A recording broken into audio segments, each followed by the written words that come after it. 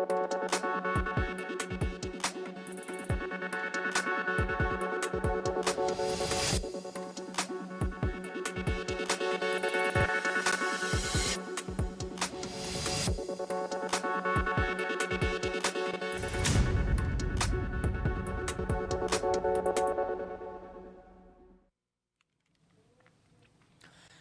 जन टीवी उत्तराखंड में आप सभी का स्वागत है। मैं हूं प्रभात। बुलेटिन में सबसे पहले नजर हेडलाइंस पर।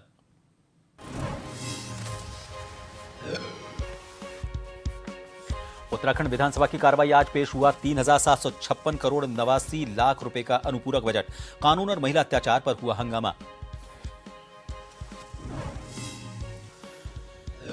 सीएम धामी ने टिहरी में राहत बचाव कार्यों का किया निरीक्षण। प्रभावित परिवारों से की मुलाकात। हर संभव मदद का दिया भरोसा। कई मकान और मवेशी आपदा की जद में आए।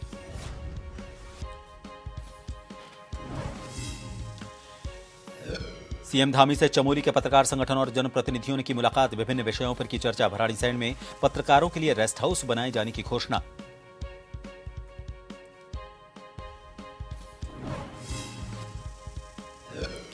देहरादून में कांग्रेस प्रदेशाध्यक्ष करण माहारा के नेतृत्व में ईडी के खिलाफ उतरे सड़कों पर कांग्रेस कार्यकर्ताओं ने कार्यालय के बाहर की नारेबाजी। पुलिसकर्मियों और कार्यकर्ताओं के बीच हुई धक्का मुक्की।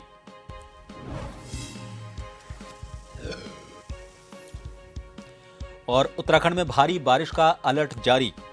मौसम विभाग ने दी 8 जिलों के लिए चेतावनी। लोगों से की सावधानी बरतने की अपील।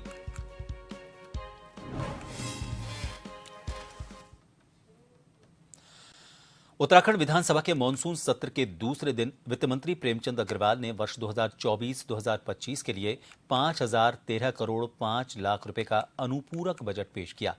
इसमें 3,756 करोड़ 89 लाख रुपए का अनुपूरक बजट राजस्व पक्ष में और 1,256 करोड़ 16 लाख रुपए का बजट पूंजीगत पक्ष में पेश किया गया।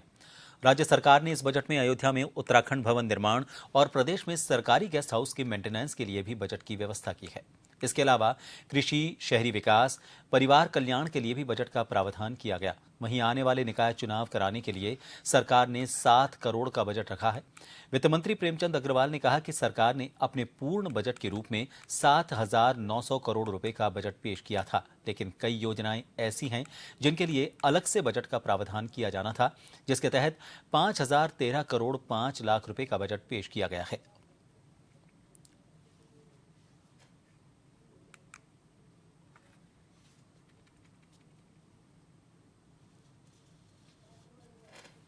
हम लोग कोशिश करते हैं कि कैसे हम अपने प्रदेश का समग्र विकास करें।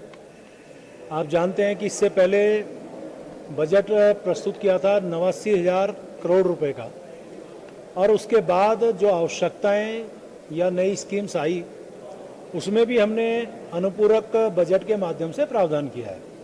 ये 5,013 करोड़ का है, जिसमें 3,756.89 करोड़ रुपया राजस्व पक्ष में और 1,256.16 पूंजीगत पक्ष में हमने प्रावधान किया है। और आपको जानकारी देना चाह रहा हूं कि जिस प्रकार से माननीय धामी जी ने एक संकल्प लिया है कि हम लोग हर क्षेत्र में, यदि याद हो तो पिछली बार जो बजट प्रस्तुत किया था मैंने एक शब्द का जिक्र किया था, ज्ञान, GYAN, और उसका कहीं ना कहीं जो अंश है वो इसमें इस अनुपूरक बजट में भी हम लोगों ने दर्शाया है, उसको भी इसमें परिलक्षित किया है। इसके साथ साथ जो हमने फोकस किया है मुख्य रूप से वो आपदा में लगभग हमने 1,000 करोड़ रुपए का इसमें प्रावधान किया है। मुख्यमंत्री पुष्कर सिंह धामी ने गैरसैंण स्थित सारकोट में लेह लद्दाख में ड्यूटी के दौरान शहीद हवलदार बसुदेव सिंह के पैतृक आवास पहुंचकर उनके परिजन से मिलकर शोक संवेदना व्यक्त की। मुख्यमंत्री ने कहा कि हवलदार बसुदेव सिंह ने देश की रक्षा करते हुए अपना सर्वोच्च बलिदान दिया, जिसके लिए पूरा देश उनका ऋणी रहेगा। मुख्यमंत्री ने कहा कि प्रदेश सरकार शहीद के परिजन के साथ खड़ी है। उन्होंने शहीद हवलदार के परिजन को हर संभव मदद का भरोसा दिलाया।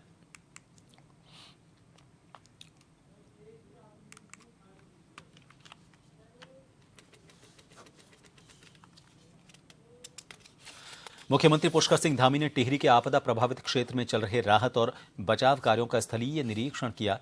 इस दौरान मुख्यमंत्री ने मलेथी में आपदा प्रभावित परिवार दुर्गा देवी पत्नी विशाल मणि से मुलाकात कर हर संभव मदद का भरोसा दिलाया।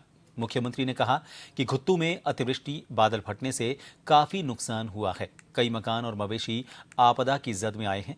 उन्होंने जिला प्रशासन को आपदा प्रभावितों को तत्काल सहायता देने, आपदा संभावित क्षेत्रों में आपदा क्षति का आकलन करने, आपदा के कारणों का पता लगाने और आपदा से क्षतिग्रस्त पुनर्निर्माण के कार्यों को तत्काल करने के निर्देश दिए।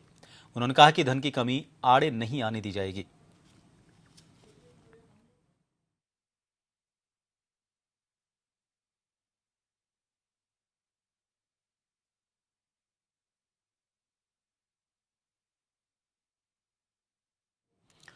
गैरसैंण के भराड़ीसैंण स्थित मुख्यमंत्री आवास पर सीएम धामी से चमोली के विभिन्न पत्रकार संगठनों के प्रतिनिधियों, वरिष्ठ पत्रकारों के शिष्टमंडल ने मुलाकात की। इस दौरान मुख्यमंत्री ने पक्षकारों से विभिन्न विषयों पर चर्चा की। सीएम धामी ने भराड़ीसैंण में पत्रकारों के लिए रेस्ट हाउस बनाए जाने की घोषणा की। मुख्यमंत्री ने महानिदेशक सूचना को निर्देशित किया कि इस संबंध में तत्काल कार्य योजना तैयार की जाए। साथ ही सचिव संस्कृति एवं धर्मस्व हरीशचंद सेमवाल को निर्देश किए कि भराड़ीसैंण में मां भराड़ी देवी का भव्य मंदिर बनाया जाए।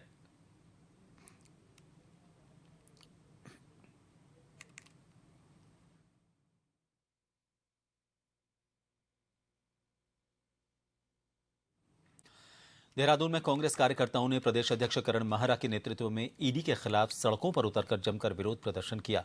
कांग्रेस कार्यकर्ताओं ने क्रॉस रोड स्थित प्रवर्तन निदेशालय के दफ्तर के बाहर जमकर नारेबाजी की। इस दौरान पुलिस कर्मियों के साथ कार्यकर्ताओं की धक्का मुक्की भी हुई। कांग्रेस का आरोप है कि बीजेपी सरकार ने ईडी को एक हथियार बना दिया है और विपक्ष के नेताओं को दबाने की कोशिश की जा रही है।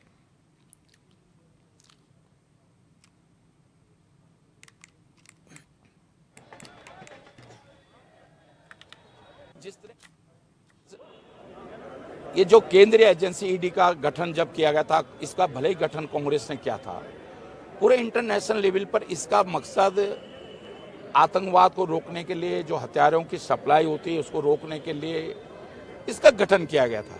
लेकिन दुर्भाग्यपूर्ण स्थिति है, आज इसका सक्सेस रेट 0.446%, आधा % भी नहीं है।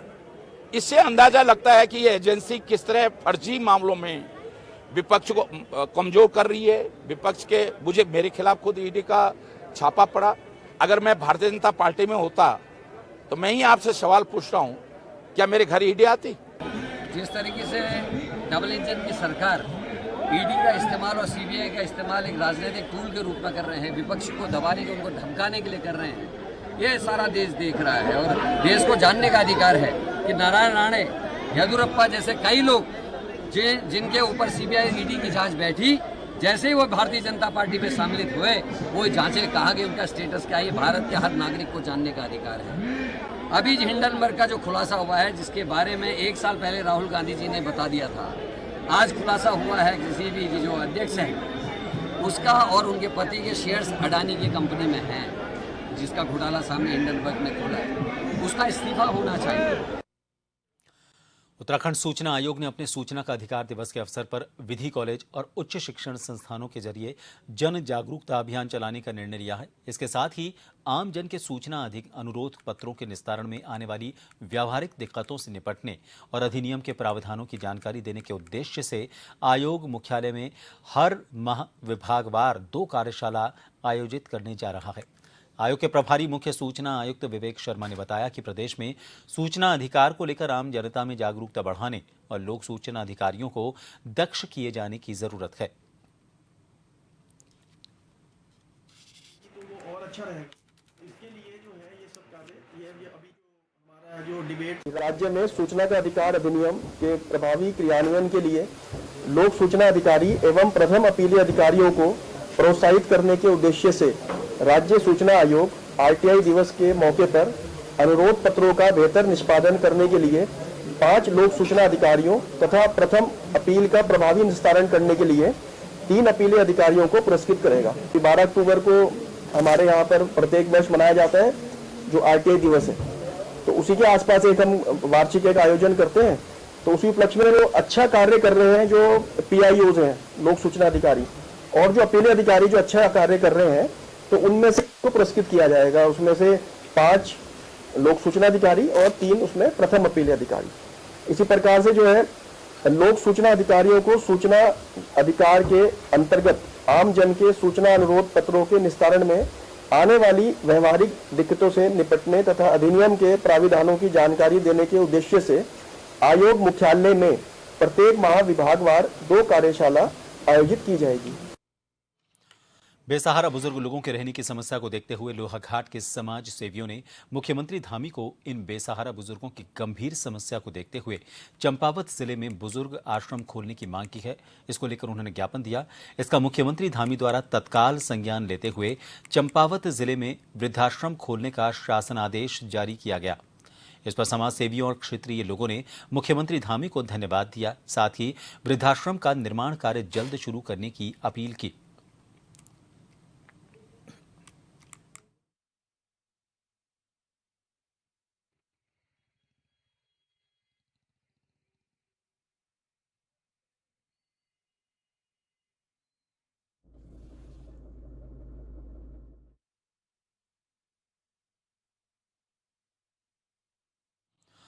Kailash river bed minerals company के कर्मियों और ट्रक संचालकों के बीच हुए विवाद और मारपीट का प्रकरण अब तूल पकड़ता जा रहा है। इसको लेकर ट्रक और डंपर चालकों ने कंपनी पर तानाशाही और पुलिस प्रशासन पर एकतरफा कार्रवाई का आरोप लगाते हुए अनिश्चितकालीन हड़ताल शुरू की है। ट्रांसपोर्टर्स का आरोप है कि माइनिंग कंपनी प्रदेश में डर का माहौल कायम कर ट्रांसपोर्टर्स को दबाव में लेना चाहती है। ट्रांसपोर्टर्स का यह भी आरोप है कि पुलिस भी माइनिंग कंपनी के प्रभाव में आकर एकतरफा कार्यवाही कर रही है।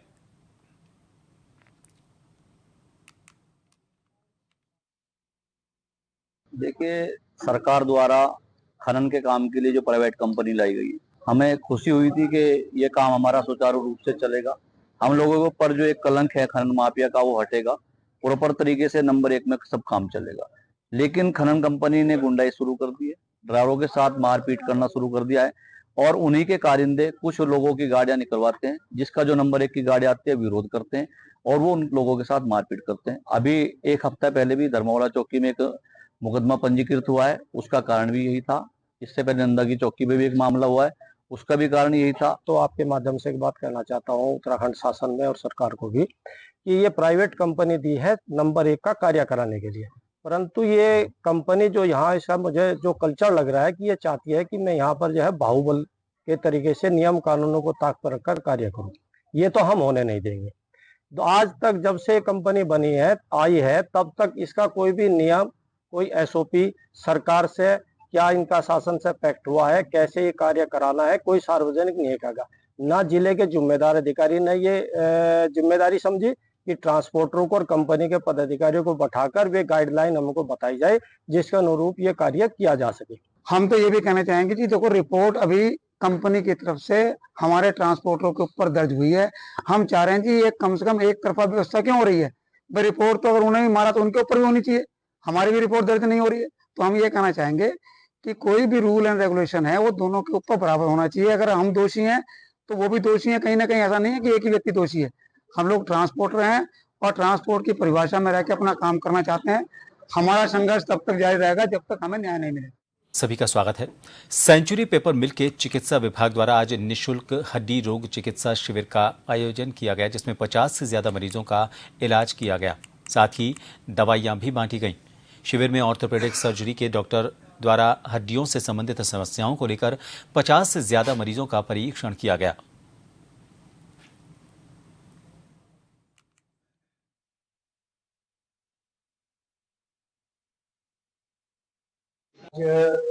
हड्डी रोग विशेषज्ञ आए हैं जो जितनी भी हड्डी की रोग है, जितनी हड्डी के जैसे आर्थराइटिस है या कोई फ्रैक्चर हो गया है पहले का या माल यूनियन है, नॉन यूनियन है, इस तरह की कोई भी हड्डी की प्रॉब्लम को देखने के लिए वो आए हैं। दूसरा BMD एक टेस्ट हो रहा है, बोन डेंसिटोमेट्री, जिसमें बोन की स्ट्रेंथ का जो है वो देखा जाता है कितनी नॉर्मल है या कहीं वीक है बोन, ऑस्टियोपोरोसिस तो नहीं है, इस चीज की जांच हो रही है। रेहड़ी पटरी के लघु व्यापारियों के प्रांतीय अध्यक्ष संजय चोपड़ा के नेतृत्व में सहायक नगर आयुक्त रविंद्र दयाल को अपनी 5 सूत्रीय मांगों का ज्ञापन सौंपा गया। इस ज्ञापन में मुख्य रूप से नगर निगम प्रशासन से सभी वेंडिंग जोन में मूलभूत सुविधाओं की उपलब्धता की मांग की गई। वहीं संजय चोपड़ा ने बताया कि उत्तराखंड सरकार के निर्देशन में हरिद्वार नगर निगम द्वारा 4 वेंडिंग जोन विकसित किए गए थे। इनमें ललतारो पुल, रेलवे रोड, पुल जटवाड़ा, भगत सिंह चौक, सेक्टर 2 बैरियर और रोड़ी बेलवाला महिला पिंक वेंडिंग जोन शामिल हैं। उन्होंने कहा कि कांवड़ मेले के दौरान महिला पिंक वेंडिंग जोन को रोड़ी बेलवाला से हटाकर दूसरी जगह पर स्थानांतरित कर दिया गया। इससे महिलाओं का कारोबार प्रभावित हो रहा है। उन्होंने ये भी कहा कि इस जोन को फिर से रोड़ी बेलवाला पार्किंग या फिर दीनदयाल उपाध्याय पार्किंग में स्थापित करने की कोशिश की जाए। साथ ही सभी वेंडिंग जोन में बिजली, पानी, सीसीटीवी कैमरे, शौचालय और रखरखाव की सुविधाओं का अभाव है, जिससे रेहड़ी पटरी वाले जनकल्याणकारी योजनाओं का उन्हें उचित क्रियान्वयन नहीं हो पा रहा है और लाभ नहीं मिल पा रहा है। उन्होंने जल्द ही मुख्यमंत्री पुष्कर सिंह धामी से मुलाकात कर इस मामले को उनके समक्ष उठाने की बात कही।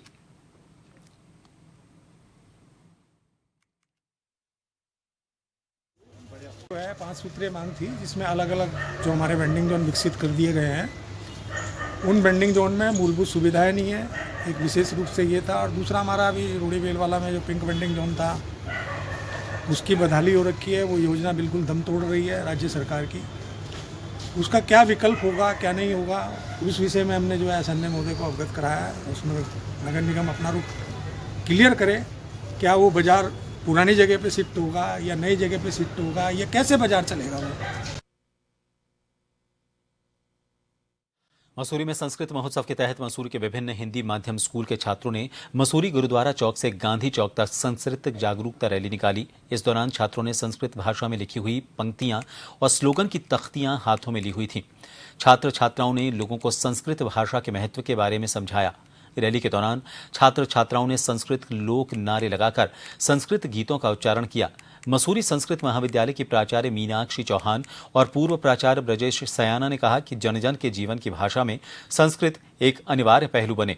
लोक जीवन की लोक संस्कृति में संस्कृत भाषा का समावेश हो।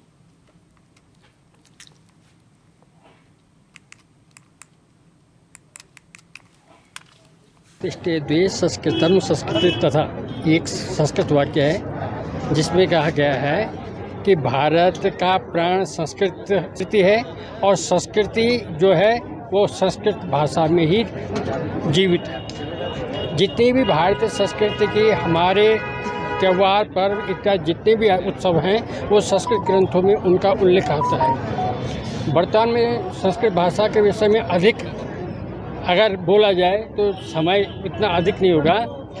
तो ये तो आज सर्वविदित है कि योग सारे विश्व में प्रचलित हो गया है और उसके साथ साथ आयुर्वेद भी अब धीरे धीरे सभी के उसमें प्रचार प्रसार हो रहा है। आज हमारे विद्यालय द्वारा संस्कृत दिवस के उपलक्ष्य में रैली निकाली गई है। हम लोग एक हफ्ते से 16 तारीख से हम लोग कार्यक्रम कर रहे हैं, जिसमें भाषण प्रतियोगिता, अन्य कई प्रतियोगिता में संस्कृत की करवाई है। और आज उसी क्रम में हमने संस्कृत पदयात्रा लंढौर गांधी चौक से स्टार्ट करी और आज यहाँ पे गांधी चौक पे हमने ख़त्म करी है। गुरुद्वारा चौक से शुरू करके गांधी चौक पे समाप्त करी। इसका मुख्य उद्देश्य ये है कि जो हमारी वर्तमान पीढ़ी है उसको हमारी जो वैदिक परंपरा है उसका ज्ञान नहीं है, या संस्कृत कहते हैं संस्कृत कितनी अगाढ़ है, कितनी उसमें कितनी ज्ञान भरा है, उसका अभी तक उन्हें भान नहीं है। हमारी उत्तराखंड की द्वितीय राजभाषा का गौरव भी संस्कृत को प्राप्त है। रुड़की में पथरी थाना क्षेत्र के धनपुरा गांव में फावड़े से हमला कर अपनी मां को मौत के घाट उतारने वाले आरोपी बेटे को पुलिस ने गिरफ्तार कर लिया है। आरोपी नशे का आदी है। वो लगातार अपनी मां पर मकान अपने नाम करने का दबाव बना रहा था, लेकिन मां उसे नशेड़ी होने के चलते मकान उसके नाम करने से मना कर रही थी। इसी को लेकर उनके बीच झगड़ा हुआ और उसने मां की हत्या कर दी। पुलिस ने आरोपी को कोर्ट में पेश करने के बाद जेल भेज दिया।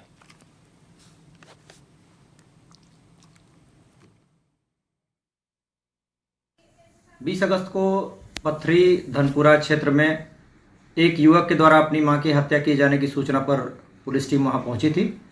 इस संबंध में मृतका के पति सूरज भान के द्वारा अपने पुत्र सावन के विरुद्ध हत्या का अभियोग अंतर्गत धारा 103(1) भारतीय न्याय संहिता पंजीकृत कराया गया था। एसएसपी सर के निर्देशों के अनुपालन के क्रम में 4 टीमें गठित की गई थी। इन टीमों के द्वारा लगातार फॉलोअप लेते हुए हत्यारोपी सावन को धनपुरा क्षेत्र से गिरफ्तार करने में सफलता हासिल की और अभियुक्त की निशानदेही पर हत्या में प्रयुक्त फावड़ा, डंडा और हत्यारोपी का उस समय पहना हुआ शर्ट बरामद करने में सफलता हासिल की है। नैनीताल हाईकोर्ट ने विनियमित दैनिक वेतनभोगी कर्मियों को राहत दी है। इसमें विनियमितीकरण से पूर्व की उनकी सेवाओं को पेंशन और अन्य देयकों के प्रयोजनों के लिए जोड़ने के निर्देश दिए हैं। इससे उन्हें पिछली सेवा में से पेंशन और अन्य देयकों का लाभ मिलेगा। हाईकोर्ट के इस निर्णय से प्रदेश के हजारों दैनिक वेतनभोगी कर्मी लाभान्वित होंगे। इस मामले में हाईकोर्ट ने 14 जून को अंतिम सुनवाई के बाद निर्णय सुरक्षित रखा था। मुख्य न्यायाधीश ऋतु बाहरी और न्यायमूर्ति राकेश थपलियाल की खंडपीठ ने मामले में सुनवाई की। वन विभाग के विनियमित दैनिक वेतनभोगी कर्मी सुरेश कंडवाल ने हाईकोर्ट में याचिका दायर कर ये कहा था कि वो वर्ष 2011 की नियमावली के तहत विनियमित सेवा में आ गया था। मांग की कि विनियमितीकरण से पूर्व की उनकी सेवाओं को पेंशन के प्रयोजनों के लिए गिना जाना चाहिए। याचिकाकर्ता ने सर्वोच्च न्यायालय और उत्तराखंड हाईकोर्ट के फैसले का हवाला दिया।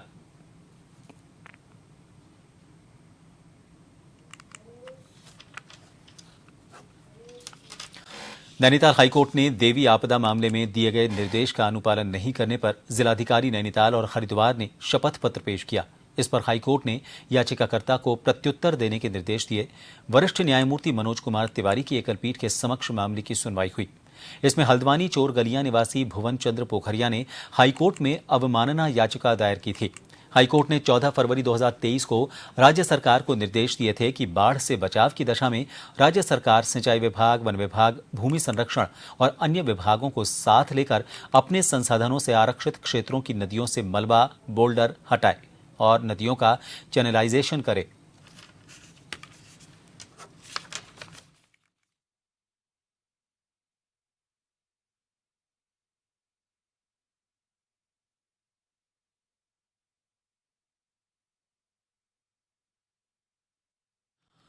और अब रुक करेंगे इस वक्त की हेडलाइंस का। उत्तराखंड विधानसभा की कार्रवाई आज पेश हुआ। 5013 करोड़ 5 लाख रुपए का अनुपूरक बजट। कानून और महिला अत्याचार पर हुआ हंगामा।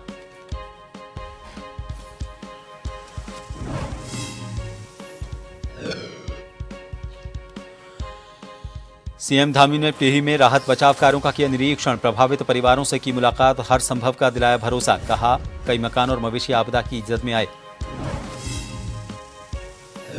सीएम धामी से चमोली के पत्रकार संगठन और जनप्रतिनिधियों ने की मुलाकात। विभिन्न विषयों पर की चर्चा। भराड़ीसैंण में पत्रकारों के लिए रेस्ट हाउस बनाए जाने की घोषणा।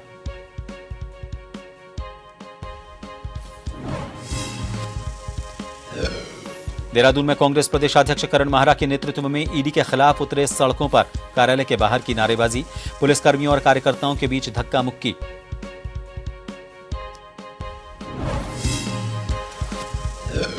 और उत्तराखंड में भारी बारिश का अलर्ट जारी। मौसम विभाग ने दी 8 जिलों के लिए चेतावनी।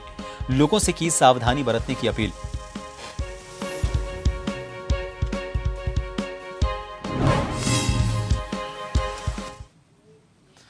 इन सभी खबरों के साथ फिलहाल के लिए इस बुलेटिन में इतना ही।